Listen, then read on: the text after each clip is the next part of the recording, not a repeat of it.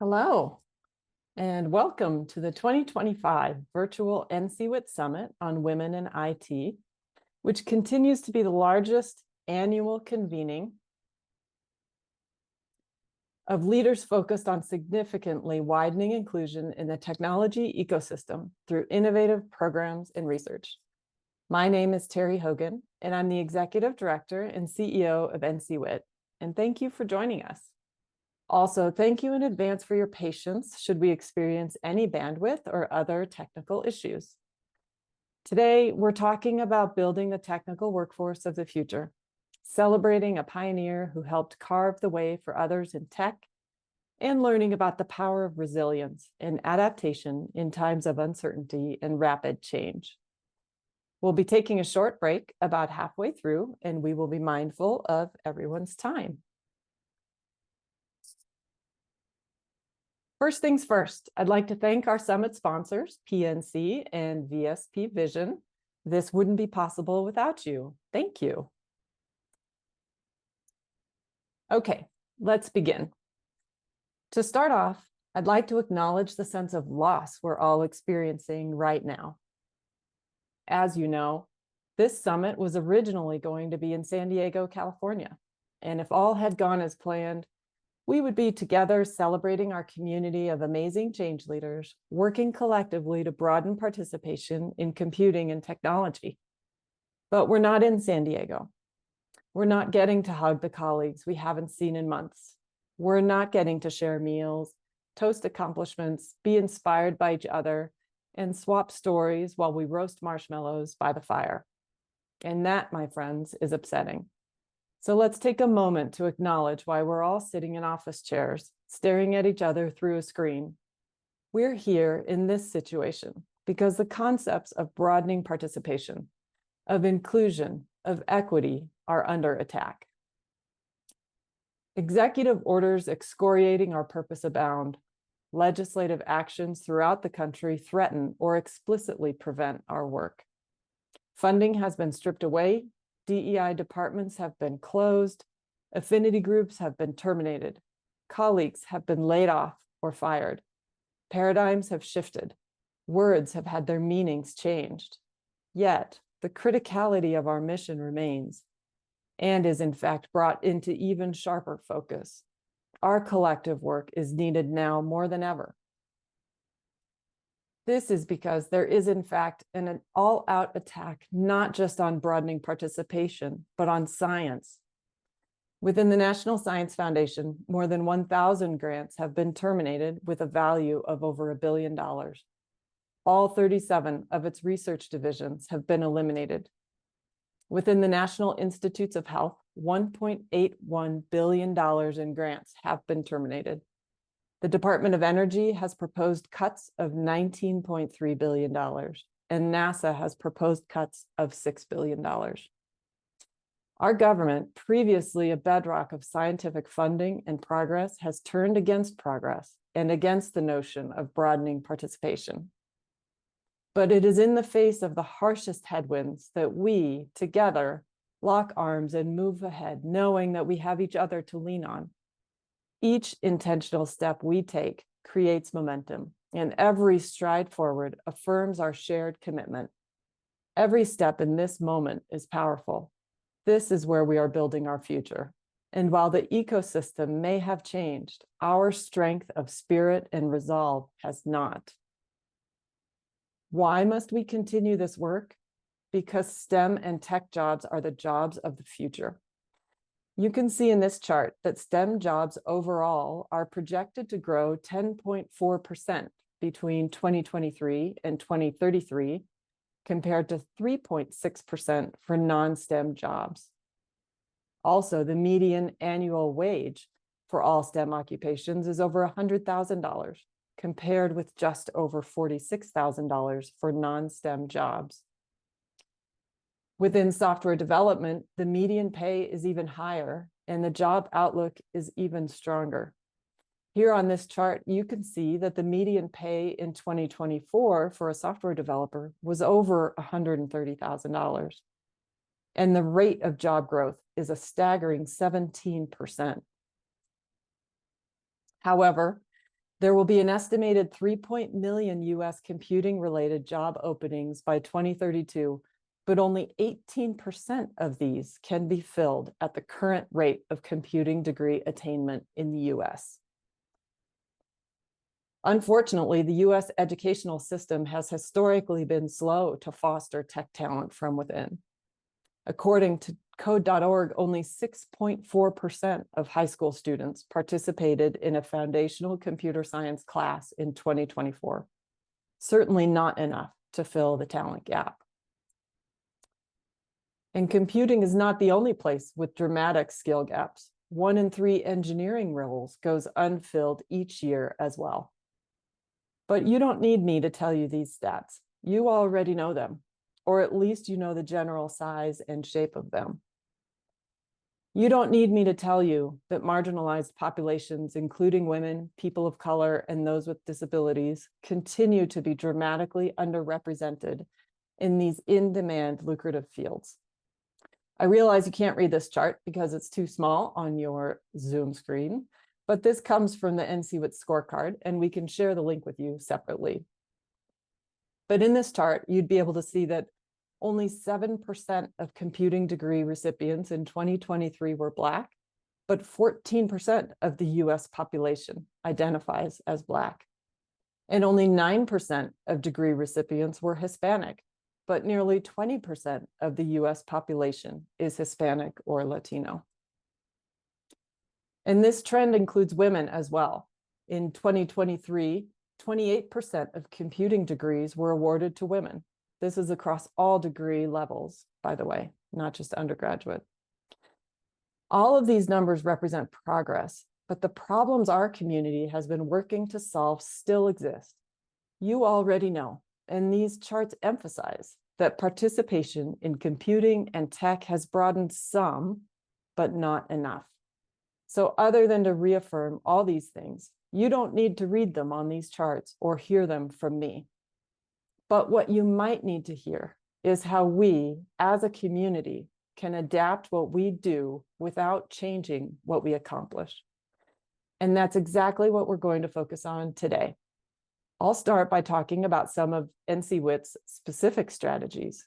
Then we'll take a moment to be inspired by the lifelong achievements of Dr. Valerie Thomas, our Pioneer in Tech Award winner.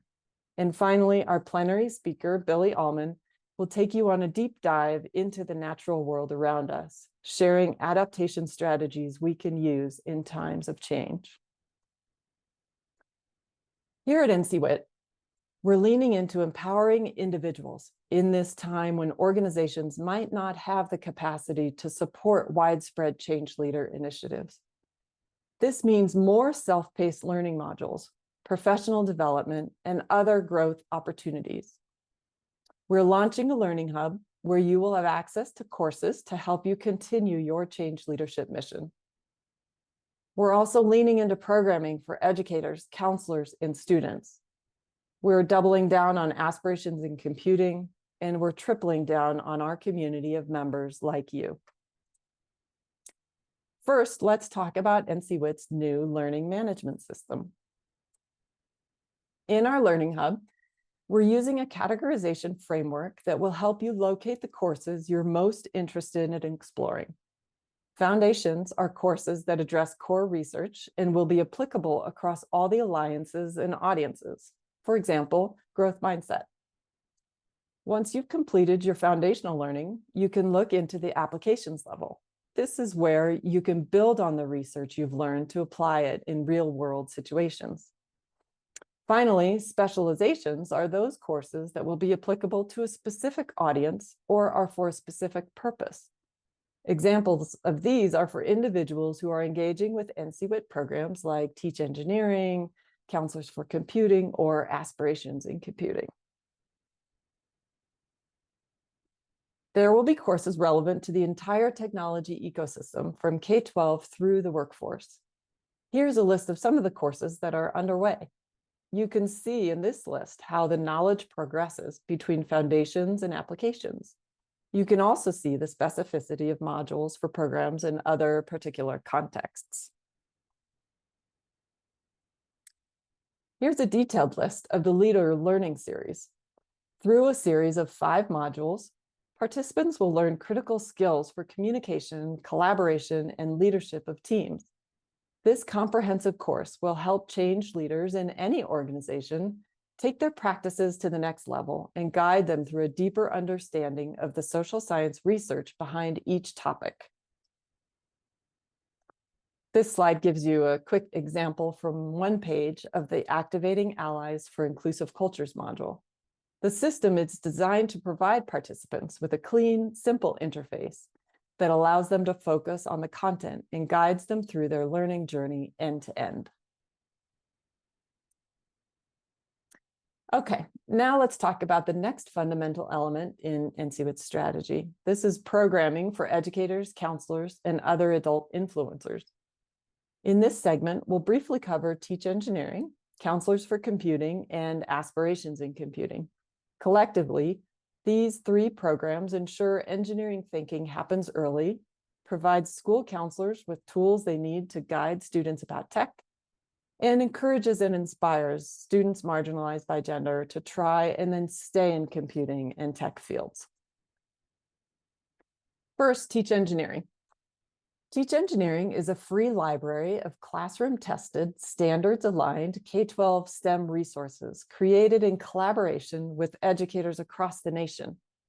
The goal is to help educators make science, technology, and math come alive through hands-on engineering design and design thinking activities. Since its inception, Teach Engineering has had broad reach and influence, publishing over 1,900 engineering and engineering-related STEM materials, contributed from over 100 university partners. Annually, Teach Engineering has 2.1 unique users and over 7.8 million unique page views.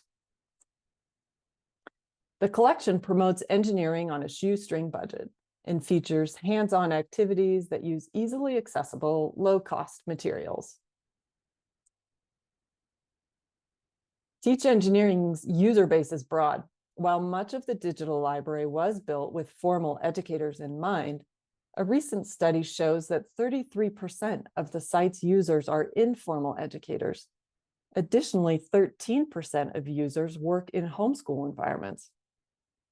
From formal educators in the classroom to informal educators who support camps, clubs, and summer programs, Teach Engineering provides ready-to-use engineering curriculum. This summer, we are thrilled to launch Teach Engineering Champions, a new Teach the Teacher program that will empower educators to be leaders and advocates for engineering education in their own communities. This approach of building a network of educators who can spread the word and knowledge is exactly what we need today. Here's a brief quote from one of our educators. Teach Engineering's greatest strength lies in its ability to support teachers at all levels, from novice to expert. This program has been there to support my growth as an educator and my students' learning. Next up, let's talk about C4C. Don't forget about this beloved program from NCWIT. School counselors are an oft overlooked yet essential part of the overall computing and technology ecosystem. They are uniquely situated to encourage K-12 students to develop a passion for computing and tech. By equipping school counselors with knowledge and understanding of the diverse and rewarding computing opportunities in the tech ecosystem, they can encourage students from all backgrounds to imagine themselves as future technologists and innovators. It's also the responsibility of counselors to eliminate barriers that discourage students from studying computing so that all students can succeed in our digital world. However, research shows that counselors face obstacles when it comes to advising about tech education and careers. In studies conducted by NCWIT, approximately half of respondents reported that a lack of awareness of computer science careers hampers their counseling practices. To address this gap, C4C empowers counselors with knowledge, resources, and confidence to promote computing and tech fields to all students, and to equip them for career success in a technologically driven world. By connecting computing education to essential career readiness skills and providing counselors with up-to-date information about labor market trends and emerging technologies, C4C ensures that students are prepared for the jobs of the future. This powerful program has reached tens of thousands of counselors nationwide through a train-the-trainer model that empowers local counselors to reach those in their own communities. In 2024 alone, over 250 professional development events were held, reaching more than 11,500 school counselors with a potential reach of nearly 5 million students.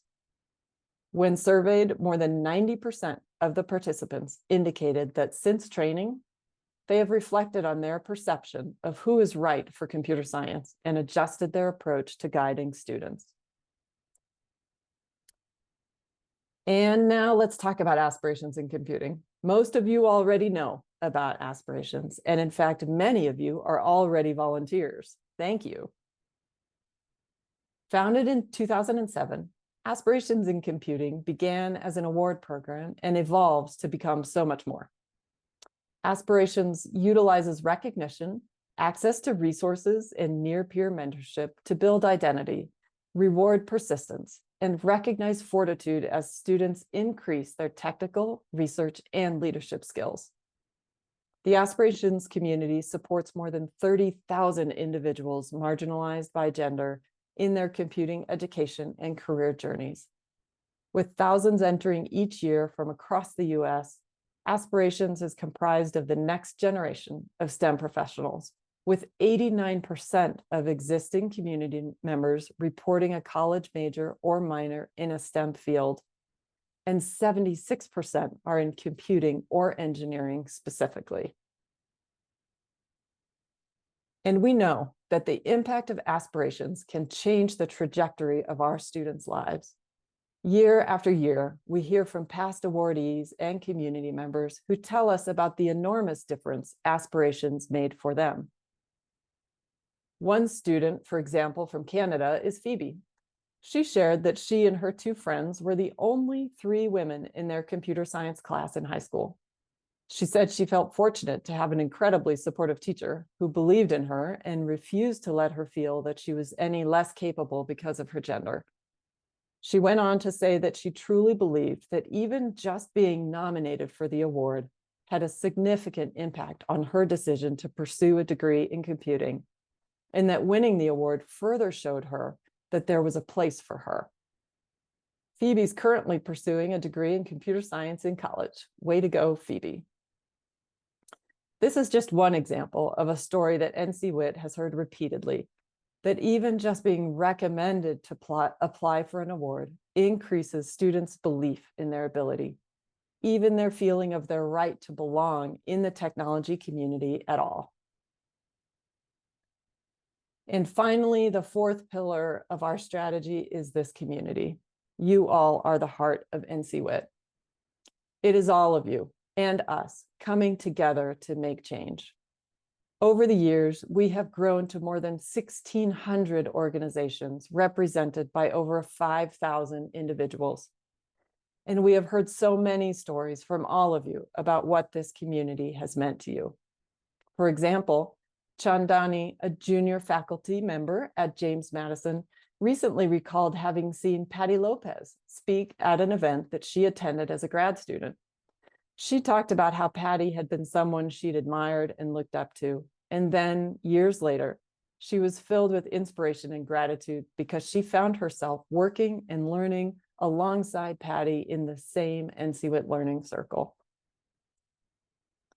In another example, Rashida Carter, a DEI manager at HPE and Workforce Alliance member, has partnered with NCWIT to deliver engaging sessions to their global community. She commented on how much better their event was for having NCWIT social scientist Brad McLean as an International Women's Day panelist. She was thrilled to include him and shared about how he offered a refreshing point of view that they wouldn't have otherwise had. We will continue to create opportunities for you to learn, to grow, to have community, and to be inspired. We will continue to offer meeting of the minds, alliance meetings, virtual summits, and more. We will support your continued change leadership efforts through our new Learning Hub, and we will continue to push for engineering education in K-12, for counselors to learn about tech careers, for students marginalized by gender to have the resources they need to persist. And we are here to support you. Do you need data, resources, inspiration, a social scientist to bounce ideas off of, a shoulder to cry on? Call us, email us. We are here for you. Now is the time for adaptation. Now is the time for learning. Now is the time for community. Thank you all for everything you do.